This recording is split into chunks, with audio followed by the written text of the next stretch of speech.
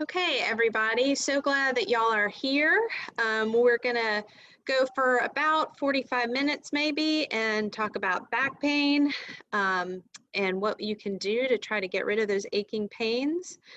Um, just remember, we want to have everybody on mute if possible, but if you have a question, you can certainly chime in or write your questions in the chat. I had some people asking about privacy. You can always chat, put a message in the chat directly to me and not the whole group. And that way, if you have a question, you don't have to kind of be called out on the question there. And I will get to those and get through them best that I can. So I'm glad that you're here, and you are here because you are ready to make a change. You are ready to do something for yourself. So this webinar is for people who are tired of living with back pain, people who are missing out on activities and are ready to do something, people who have stiffness in the mornings, people who are trying to avoid having injections or back surgery, others who have already had injections. I've had some who have had back surgery already and they're still looking for answers. And people who just want to keep doing the active things they like to do, whether it's gardening or swimming, riding their bike, walking along the levee, all of those things. That's what we want to address. So what will you learn on this webinar? Few things. One, why arthritis is rarely the problem, and why when you hear the words herniated disc, it does not mean the end of the world. Two, the statistics about surgery, the outcomes about surgery that your doctor doesn't tell you. And three, how you really can fix your back without using injections, without medicine, even if somebody has told you it's impossible or you have tried other things before. So a little bit about me. I'm Catherine Courtney. I'm a physical therapist and one of the owners here of Blue Wave. I've been a physical therapist since 1997. I got a bachelor's of science from Tulane and getting a master's degree. That is not right. I got that a long time ago in 97, so from Emory University. I opened Blue Wave Physical Therapy in 2019. Last year, we opened our facility, and my partner is Maureen Davis. She's a massage therapist, and she's also my sister, so it is a family business. Our mission here is to help active adults get back to exercising, feeling fit, enjoying the activities they love, again, naturally, and even if you have tried other things that didn't work. So a little bit about me. I enjoy in my spare time swimming, spending time. I have 3 kids, so they keep me busy, and I like to watch sports. Something about me that a lot of people don't know is that I have had my share of back problems as well. About 10 years ago, I was in a position, even as a physical therapist, where I could barely get off the toilet. I was having trouble working, bending. I was in a good bit of pain, and I kind of started down the same process that we're going to talk about today. And what I found to actually solve my problem was exercising and swimming. For me, swimming was really the key, and that was one trigger to help us, or kind of one determining factor for me to open up an aquatic therapy center. That's why I believe in it so much, is that personally it's helped me, and I have seen it help so many other people. So this is just a little picture of my family, just so you can see. My kids are big. This is about a year ago. So it's allowing me to have more time at the clinic and help taking care of the people. So on to the good stuff. What causes back pain? Honestly, most people don't care what the cause is. They want to know why. Why is my back hurting? Why is it not going away? So when you have those questions, what is the first thing that we do? We go to our doctor and we ask those questions, and they send us for an X-ray or imaging, MRI. That's kind of like the path that happens, is the doctor says, I don't know why you're having back pain, so we're going to send you for an MRI. So here's the good and bad news about MRIs, is that they're so good at what they do that they find lots of problems that are not even the problem that you're having at the moment. So anyone over their 30s, an MRI is going to find disc degeneration. It may find herniated discs. It may find nerve compression.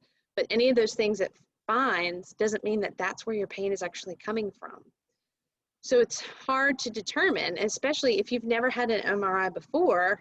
There's nothing to compare to. The doctors don't know if this is a new injury or a new change, or the radiologist reading it may see something on the picture that says you have this problem at L1, but your symptoms aren't even related to that spot. The radiologist doesn't know where your symptoms are. So these reports come out with a lot of stuff and lots of big words that seem really scary. But the thing about the MRI is it doesn't detect how your body heals. It cannot predict your recovery at all. It just tends to scare people. Now, granted, some people need it. Some people have a significant injury, a sudden trauma. Yes, MRI is definitely necessary.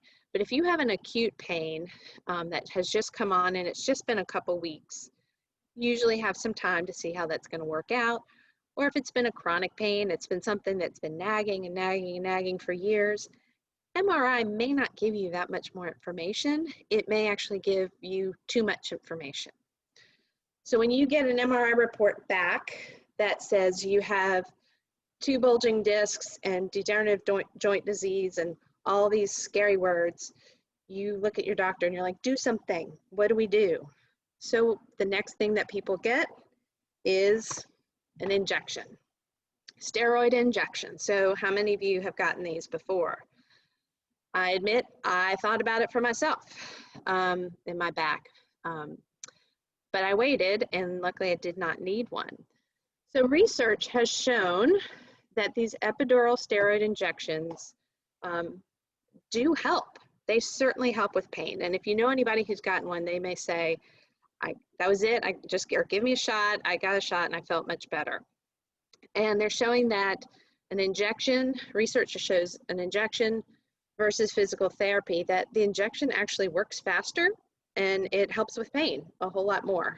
But the difference is that the benefit of having physical therapy was it changed people's quality of life, their emotional functioning, their emotional well-being, and their perception of their health. Perception of how your health is so important. So if you hear, I have all these scary things wrong with my back, like your emotional level just drops. And if you're just getting an injection for pain, you're addressing pain. But that's not why you went to the doctor, because you have pain. You're looking for help because you can't get in and out of the bed in the mornings, because you are no longer doing the things that you like, that you're avoiding climbing the stairs, or you're not gardening, you've got weeds in your backyard, and you don't even want to look at it anymore. But you know if you go out there, your back's going to hurt. That's why you're looking for help. So those whole emotional well-being, your function, what you can do, that's what you're looking for. And physical therapy, and when I say therapy, I mean movement as opposed to a passive treatment, actually has a much better effect on that. The next step after injections, if that's not working, is surgery. And again, surgery is needed sometimes, but not always. And when you, again, hear all these scary words, I have 4 herniated discs, I have no space, I have nerve root compression, this, that, and the other, you might feel like that's your only option. So I put up these pictures just to kind of show you what a fixation looks like. The way that surgery helps your back is it decompresses the nerve roots, and then they can stabilize it. And these are literally pins that go in your back to help fuse the area. So research on this, that initially low back or herniated disc symptoms are relieved faster by surgery. But when you look at the 6-month, 12-month, and 24-month results, they're exactly the same as if you didn't have surgery at all. So that's huge. And the research is also looking at just your symptoms that you had before the surgery. It's not looking at the pain and suffering that you went through having the surgery and the recovery. So it's a big step. Again, necessary for some people with major injuries. But I just wanted to give y'all reasons to think twice about it. And what are the other alternatives? What can we do? For example, let me go back a little bit just about the surgery is we had one patient who had 2 spine surgeries, had it fused once, then tripped and fell, ended up having to go back, have another fusion, was then in chronic pain, had a spinal stimulator. And then once she started coming over here, we taught her some different ways to move. We got her in the pool, and her life totally changed again. And she heard about us from a newspaper ad, kind of talking about some of the same things we're talking about now. And now she's able to sleep through the whole night. She doesn't have to drink 2 glasses of wine to go to sleep. And she's back to dancing lessons with her husband. I think that may be put on hold right now since COVID, but point being that even if you've been through all these steps, even if you've tried other things, that doesn't mean that there's not a solution for you. So before we go through solutions, I will give you the what's wrong with the spine, what's going on. So we're going to do just kind of a quick anatomy lesson here.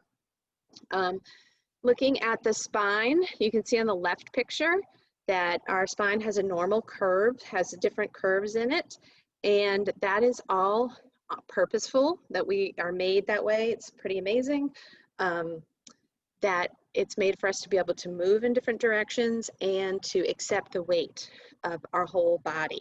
So if you look at the size of the vertebra, which are those bones, you look at the size of the vertebra in your neck, they're much smaller than the vertebra in your low back, because that we have more and more weight compressing down onto our spine.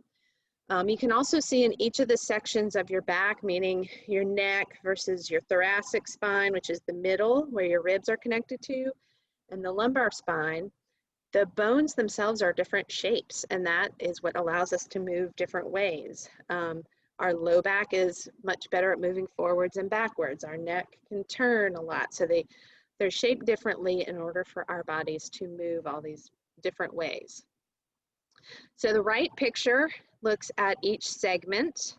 You have the vertebra, which is the big bony thing, and there is a hole through it, the center part, and that's where our spinal column runs. So it goes from the brain all the way down to your tailbone. This is where all the messages go. So they go from your brain to down. Those are the motor signals, meaning your brain's telling you how to move. And then you have sensory nerves that go from down to up. So as you are touching, feeling heat, pressure, pain, those messages go back up. And then at each level, they go out. So those little yellow balls are called nerve roots, and they have both sensory and motor running in and out of them, and they go out at each level in between the vertebra. So those supply the way that you move. They, you know, that it just, some supply organs, some supply just muscle, but that is how our body is functioning. So the disc is this green or gray spot, and it's kind of like a water balloon. That's the easiest way to say it. It's gel filled, has some cushion, and it creates some space in between the vertebrae. So that's where it takes a lot of compression. And then along the sides, the way they stack on each other, you have these little kind of holes. And you can see on this, the side lateral picture, that you have these perfect little holes, and that's where the nerve roots come out. So this is everything shiny and new, looking exactly how it's supposed to. That's not always how our bodies look over time. So that spine is then supported by muscle. And not that I'm going through all of these different muscles, but this is just information for you to understand. So you have these, what we call paraspinals, that go up and down. They go up and down to support the spine. You have muscles that go in one diagonal direction, and then some that go around straight. You have some that are diagonal the other way in between your ribs. So lots of different layers to provide support. And that's the inner layer. This is the outer layer. This is the picture that we're more familiar with. So for those of you who exercise a lot, we tend to use these big muscles on the outside. Those are the ones we strengthen when we're using resistive equipment and things like that. The problem with that is that a lot of people over time forget about all these muscles. These are the deep stabilizers. They don't do huge, powerful movements, so we forget about them. We don't use them that much, or we don't consciously use them. So this is where a lot of the back problems actually stem from. So here's a quick picture, little drawing of healthy disc vertebra with you can see that the disc in between, they're kind of tall, they have some squishy lines, and then further down the degenerative is that they are thinned out, the edges are a little bit more ragged, you've lost that little hole on the side where the nerve root can come out. So this is when we start to have problems. This is kind of degenerative joint disease, degenerative disc disease, or the more common name, arthritis. And then this is the other most common thing we hear, the herniated disc, or a slipped disc, or a bulging disc. And the red piece there is the disc, and you can see that kind of fluid, the gel, it pushes out to the back, and it pushes against either nerve root or the spinal column. And that's where we get radiating pain down your leg. Now, just because you have a herniated disc doesn't mean that you're ruined for life, or degenerative disc doesn't mean that. 90% of herniated discs will heal themselves and recover from symptoms within 6 to 12 weeks. Now, if you're in extreme pain, that is a really long 6 weeks. And that's when people tend to rush to the doctor. And the doctor tells them to rest, and then tells them, well, we'll get an MRI. Oh, look, you have a herniated disc. Ah, and things just start to go downhill. So by giving yourself a deep breath, realizing that we all have some of these degenerative changes over time, but that doesn't mean that you have to live in pain. Doesn't mean that you have to do something medically to repair it. There's definitely things that you can do. This was what I have 3 herniated discs, and for about a year I was pretty uncomfortable. And it still reminds me every once in a while, but I've learned to manage it, and I can help you guys figure that out too.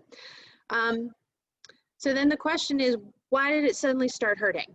Okay, I was totally fine, and then I reached over to grab the trash can. I went to unload the dishwasher.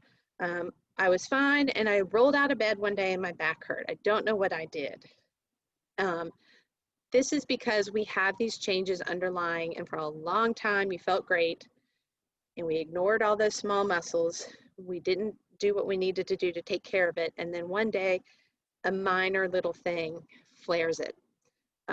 Increased stress can cause more inflammation in your body. It can cause a flare. So the littlest things, bending over to brush your teeth, can be a trigger to start the back pain. And this is the biggest trigger that I have seen in the last 6 months. So people's activities have dramatically changed in the last 6 months. Most people are sitting more.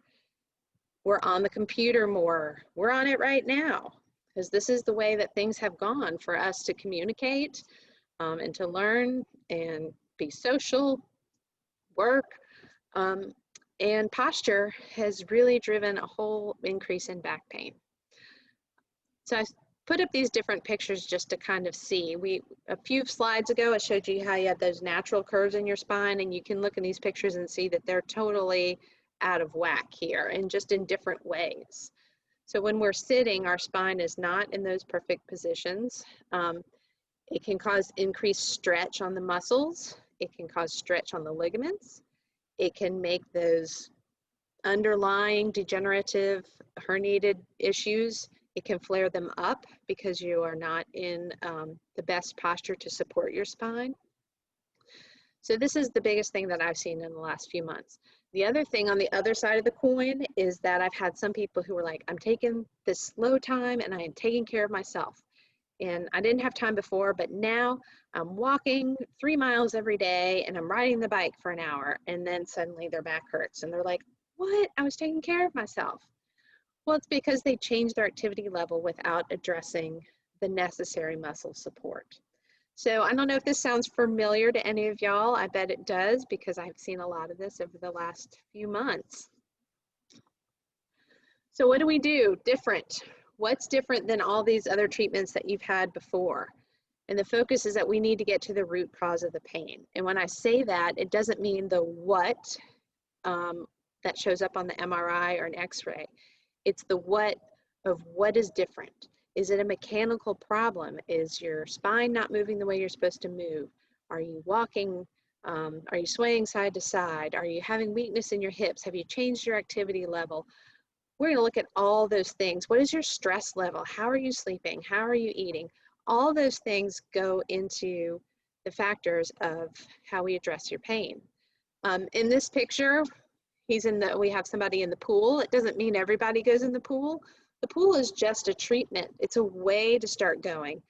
But the main part is that we get to the root cause of the problem first. So our goals are going to, first of all, be decreasing your pain, restoring mobility. And when I say that, I mean looking at those mechanical issues. Is there one part of your back that's not moving the way it should be? Are your hips tight? A lot of people get tight in their hip flexors, the very front, especially because we're sitting so much. And when we can't straighten up, we get a tug on our back. After we figure that piece out of your mobility, then we're going to look at your strength and your stability. Those little muscles that surround the spine, we're going to go after those to give you the support that you need. I tell people a lot of times, like the guys at Home Depot, they wear those big belts that really like supports their trunk and around their stomachs. Our muscles are built underneath in that same way. So we just got to figure out how to use them to support your back, provide a little bit of lift, take the pressure off your spine, makes a huge difference. And then we want to restore functional abilities, which is the technical term of figure out how to get you back on your bike. Let's figure out how you get on and off the floor so you can play with your grandkids. Let's figure out how you need to adjust your sleeping position and the best way to roll out of the bed in the morning. So those are the things that we're going to look at. Other tools that we use are massage therapy. It is a great entry point if you have a fairly new pain, or if you realize that you are just tight and the back is just nagging. So massage therapy will relieve tension in those tight muscles that cause the pain. It increases the blood flow, which is so super important. The blood flow is how our body regenerates, bringing fresh oxygen to the cells. Restoring proper posture. So I talked about the sitting. If we're all kind of bent forwards, we get tight in the front. So doing massage can help open all of that stuff up, give you some relief, allow you to take some deep breaths, and improve the way that you're sitting or standing or the way that you're moving, take some pressure. Relieve stress. So who doesn't love it when somebody comes and kind of like massages the top of your shoulders? Well, somebody that you know, right, and that you trust. So we tend to hold a lot of stress in our muscles, especially in these right here, but a lot of us also hold it in our low back, and we don't realize it until someone allows you the time to take some deep breaths and relax and release some of that stress. Stress also releases a hormone of cortisol, and cortisol also increases the inflammation process. So if you already have an underlying degenerative problem that was totally fine before, but your body level stress and inflammation is climbing, those little spots may kind of rear their head, and things that weren't painful before may be painful now. So dealing with stress is another huge part of dealing with back pain. And of course, with our massages, we're going to individualize the techniques for what the person's symptoms are and what their goals, what they need to get back to. Another way to avoid injections or medications is topical treatments. We have had a ton of success with the CBD products, especially the little jar here, the CBD rub. I had somebody come in this morning saying, I love that stuff. It helps me get moving in the morning. And this is somebody who's had 2 spinal fusions. I had somebody come in the other day with a knee problem. She said, since I started using this, I'm not stiff, and I stood all day, and I worked hurricane relief in Lake Charles, and I didn't have any problems. So it's an all-natural plant-based topical cream. I personally like the oil, but like I said, I've gotten great reviews on the rub. And then there's also other options that are more for like muscle relieving and if you're tense or sore.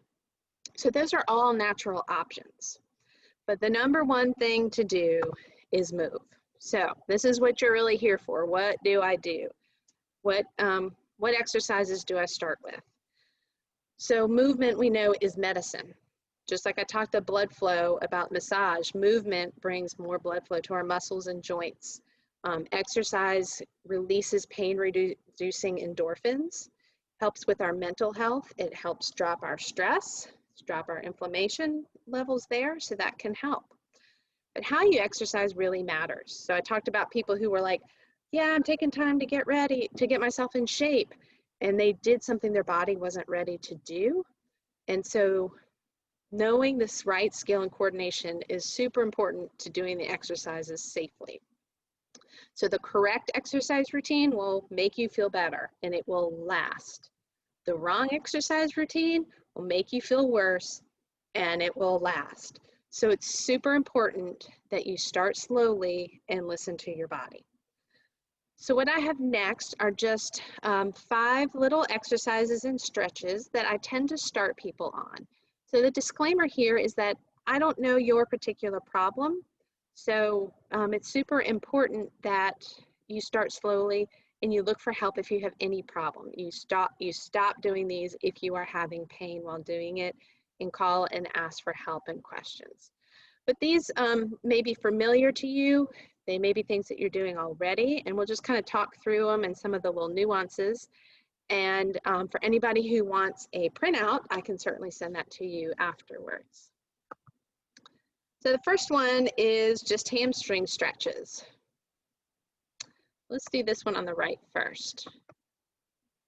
So you grab behind the knee and straighten that leg. So the hamstring connects from behind your knee and it wraps all the way to the bottom of your hip there, and it has connections to your back. So if your hamstrings are really tight, it can affect your posture and the way you move around. So in these, the second one is the same stretch, but using a strap to help hold the leg. Sometimes it is just way too much of a strain to have to reach forward and grab your leg. So a sheet, a towel, belt, all those things will help.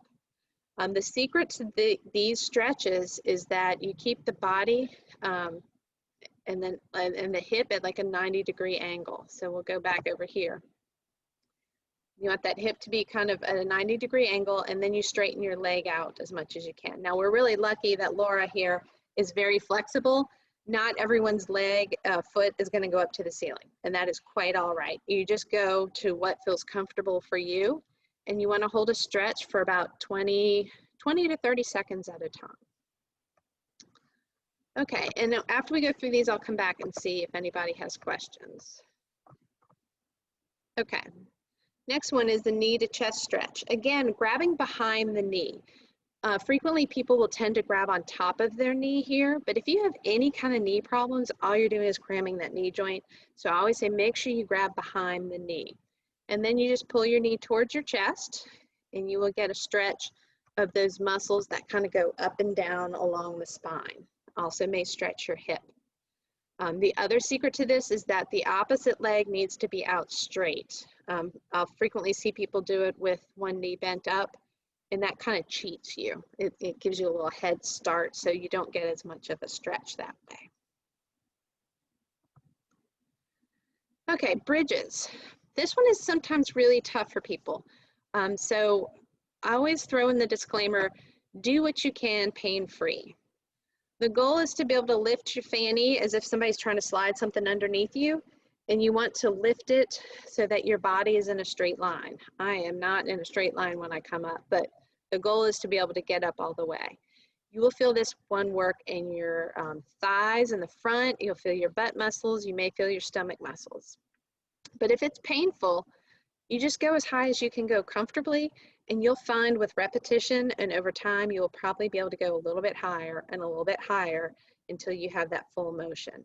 So this really strengthens muscles that are stabilizers as well. Okay, this is a stretch that some people say is their favorite. And honestly, I just started doing this one with my clients like 2 years ago, pretty recently. And I'm like, wow, I've been missing out.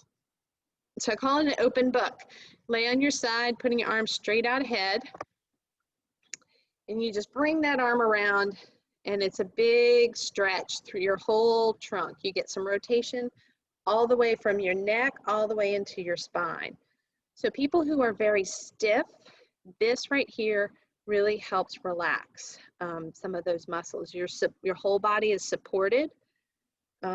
If your bed is really mushy, it might be difficult doing these, but you can hold it. Here I'm doing it pretty quickly, but you can hold that stretch position really as long as you want, and it counteracts the changes that we have in our shoulders and our hips, all of those spaces. So this is a really good pain reliever, feel good motion. Same rule applies. Only rotate as much as you're comfortable doing. Don't want to be in pain. All right, next one is a squat row. This is something to do, you know, I hate giving all exercises that are on the floor or on the bed. Those can be boring, even though kind of beginning things need to be boring. But this is one that everyone can do. And the challenging part is the coordination. So the natural movement is actually to pull and squat at the same time, but here it's opposite. So you start with your arms out in front and your knees bent. And when you stand up straight, you activate your tummy muscles and pull back. So with this exercise, you're working your upper back, again, helping to counteract some of those forward posture changes.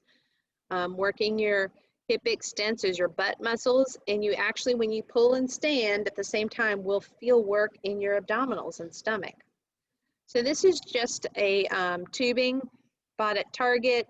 It's not a ton of resistance. You can, you know, anything that you have, or we have TheraBands here that you can get. It just gives you just a little bit of resistance to start activating some of those muscles. And if you have knee problems, you do not have to squat as far down as I am here. Again, you move within the range of motion that's comfortable for you. Okay, so is that 5? I feel like I skipped one. That might have been 5. Okay, any questions from everyone? No? We're all good? Oh, okay, I see one question came in. How often do I do these exercises? I would recommend getting started doing them once a day and just do 3 to 5 repetitions. Make sure that you feel okay afterwards. And then you can build up to 10, 20 repetitions. And ideally, if you are having back pain, you want to do it probably 5 days a week to get going and to help you get to the next step. But like I said earlier, if you do things wrong, you can cause more pain. So if your pain is starting to increase from any of those exercises, that's when you stop and you call for help. There's so much more. Those are just the beginnings, and you can't do it all by yourself because you can't see yourself. You can't see exactly how you're moving. You can't see what little compensations that your body does in order to get the things done that you need to do. Somebody I had this morning, he works out at the gym, but didn't realize that he walks stiff-legged and he doesn't know why his back hurts because he's in great shape. He's got huge, great muscles, but we've had to kind of unpeel the layers because he didn't realize that he was walking really stiff and almost limping. So that's where we can help you out. So don't be afraid to seek out the help that you need and the guidance that you need to get back to doing all these things and that you like to do, and to do it without pain and to do it naturally. We are really big believers in whole body wellness, and that we have to look at the whole picture and look at what's going on in your life so that we can fix the problems that you're having as far as moving around and get you back to all these activities that you're missing out on now. So I don't have any other questions. It was so great having you guys on here today, and you know where to find us at Blue Wave website, bluewavept.com. our phone number, 504-313-6502. We're always happy to answer what questions we can over the phone. And if for somebody who's really not sure what to do next, if you've tried these exercises and you're having pain or it's just not helping, please give us a call. We'll do a free consultation, help you sort through some of this and help you decide what the next move is, what the best course of action is to get you back to your activities you love. All right, thanks everybody.